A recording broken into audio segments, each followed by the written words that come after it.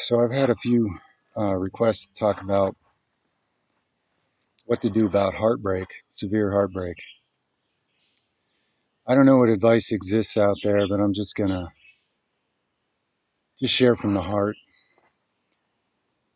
and I trust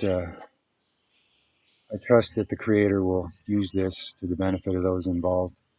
So here's what occurred to me, because I'm not going to explain the details, but I've had my heart really broken multiple times in life to the point where it's very, very, very difficult to even go on living. One of these times, in fact, it was so bad. I don't know why I'm throwing this in here, but it just comes to mind. It was so bad that I started spontaneously astral projecting because I was basically so close to death, in a sense. I think my body was on the verge of giving out just because of how my spirit felt. So I only bring all this up just to share that I have dealt with serious heartbreak before. Probably a little different cause, or considerably a different cause than those who were asking me this question, but heartbreak is heartbreak. And I wanted to share what I did with it. I can't say there's necessarily a way to just overcome or fix it. I think, to be sincere and honest, the truth is pain is pain. When there's a lot of pain, it's a lot of pain, and that's real. And I'm not telling you what to do here. I'm just going to talk a little about something I did. I used the pain when I found out I couldn't escape it anyway. And all my methods of that were futile. And dwelling on it was just torture. And it just went on and on for years, really. At some point, I had to change something. Instead of dwelling on what caused pain, how much I disagree with what happened, or anything like that, what I finally did, I'm trying to think of how to word this, what finally made it worth it to me was making it worth it to me. And what that means is there were always certain things in my life, big ideas, grandiose ideas that most people, I don't even know if it's most people, but some people dream about big things but never do them. And when my heart was that broken and I got tired of just living with the ongoing, miserable, terrible pain of it all, I decided to throw caution to the wind since I didn't have a comfort zone anymore anyway. And I used that pain to propel me into doing some of the things that I otherwise only would have ever dreamed of, okay? I'm not going to sit here and say every one of those things worked out well. But if I was to write a book about my life, which I don't intend to do, there would be so many different chapters that people wouldn't even believe the things I've done and been involved with and experienced. And some of those main chapters, or even books in and of themselves, are because I was so heartbroken by something that there was no satisfaction and there was no point anymore in holding to the life or the ideas that I had had of what I had wanted life to be. And those things are brutally ripped away from you with no anesthesia. Um, to me, eventually I just had to make it worth it to myself. I had to take actions and undertake things that a more comfortable person never would have done. Okay? So this is not something that cures the pain necessarily. Although I will say in retrospect, eventually, if you do this right, eventually you end up being thankful for that pain. Because you used it to make yourself strong. You used it to make yourself, you used it to create a life that you never would have dared to create otherwise. Okay? I can't give you examples of specifics with that because it's only relevant to the individual. But if there are things that you've always dreamed of, but they always, everybody tells you no, oh, that's a nice dream, but it's too far away.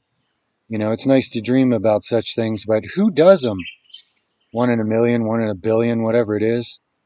That's how I used it. Inescapable heartbreak. When there was no justice and nothing was going to make it right.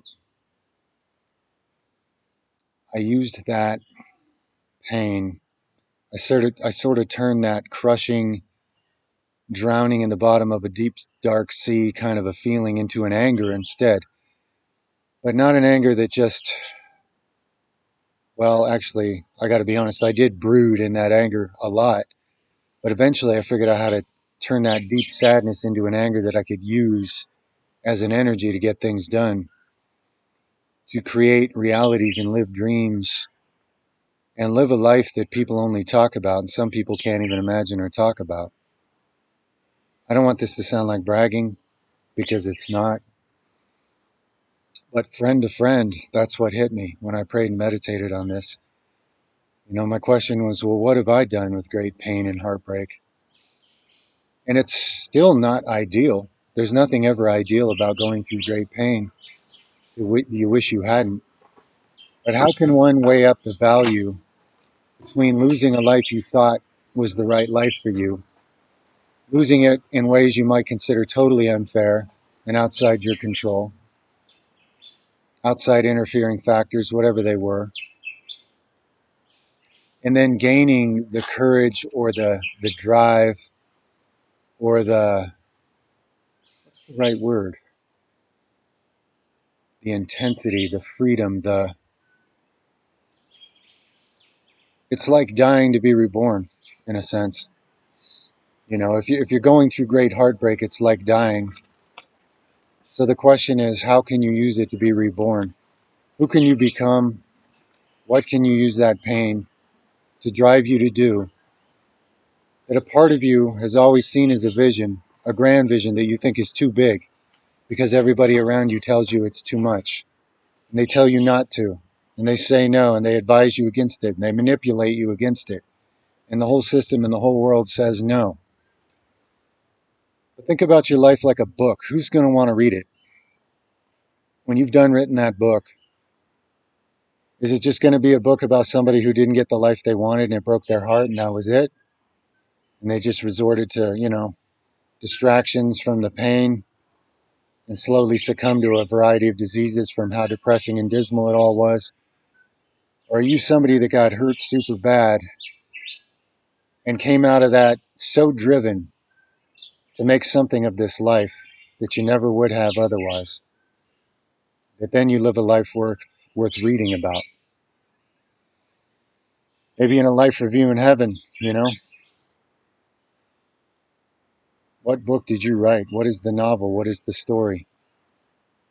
This is a very, very painful chapter, and there may be pain from it in some of the chapters going forward.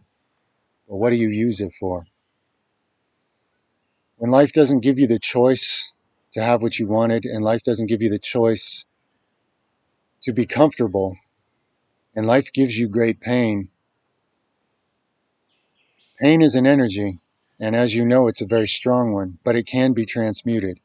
It doesn't have to be crushing and suffocating. It may be for a while. Me personally, I can't get anything done when I sit at the depths of the bottom of a deep, dark depression. I find it completely incapacitating. So my nature, I'm very intense. I just turn that into anger, which is very dangerous. But anger is a fire, and fire can get things done. Fire can forge a new path to somewhere you never would have gone otherwise. And maybe somewhere that others will be able to go because you did first. So what history remembers is great people, at least any of the ones I ever considered great at all. They had all been through great pain, often in their lives.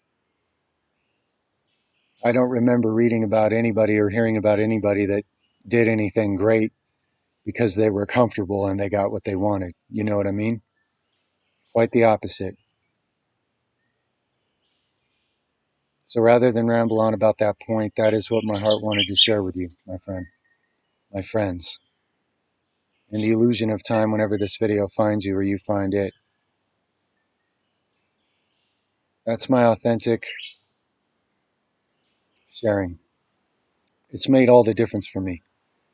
Some of the things I've done and do that people don't understand how I've done or do literally started from crushing heartbreak.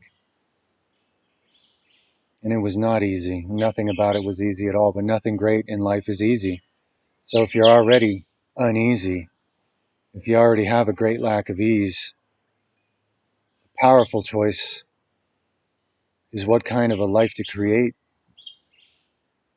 because you don't have it easy, because you didn't get what you want. Okay?